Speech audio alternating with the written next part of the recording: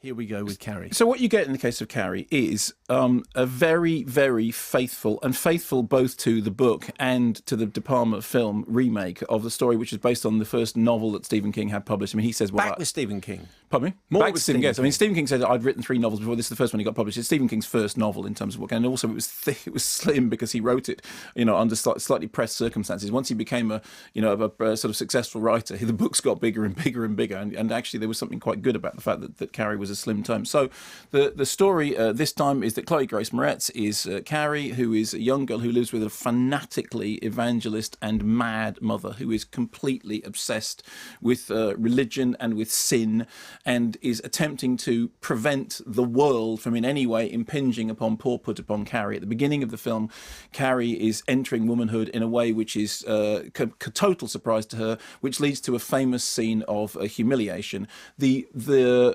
The update part this time being that because this is a modern version, the humiliation is filmed on mobile phones and then zapped around like wildfire. So that's the thing that says, okay, fine, this is a remake.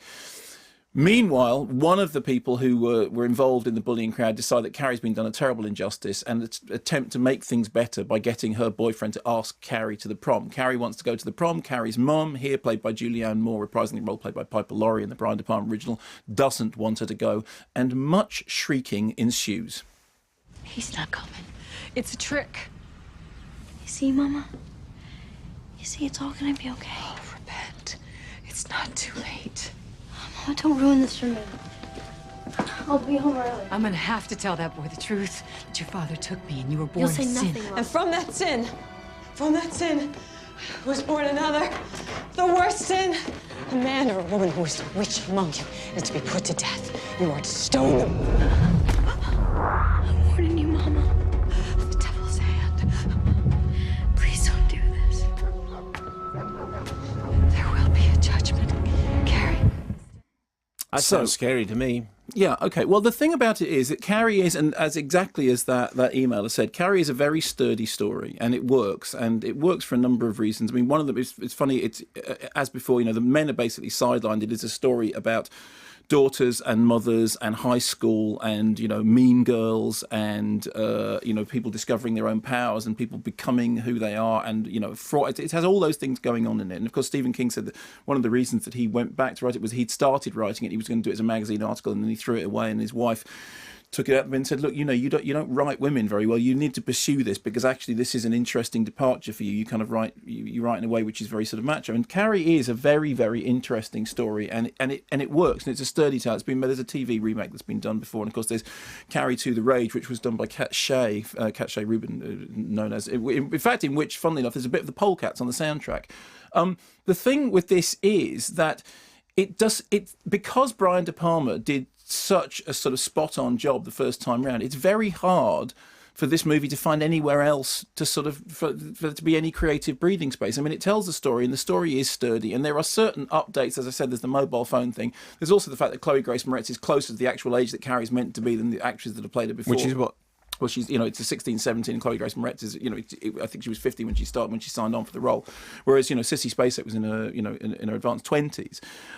So there is something in that. There is also something in the fact that that they've, the special effects are necessarily updated. So there are things that you can do now that you couldn't do back in 1976. I mean, Brian De Palma's special effects are much more sort of, fire hoses on bits of string. But it didn't matter. But the De Palma version was so good. It had such a great score by Pino Donaggio. It used the split screen during the great conflagration sequence, and it's evident that Kimberly Peirce, who's directed this, has great respect and admiration for the De Palma thing, which just leaves you thinking, okay, well, what's the point? And maybe the point is that people will go and see this who had, I mean, I can imagine that there are, Tina, this is a 15 certificate film, will go and see this who hadn't ever seen the Brian De Palma version, and that's good because the story needs retelling. But the fact of the matter is, new audience is great, but there is nothing new here. It is basically a retelling of the story in a way which is oddly inert.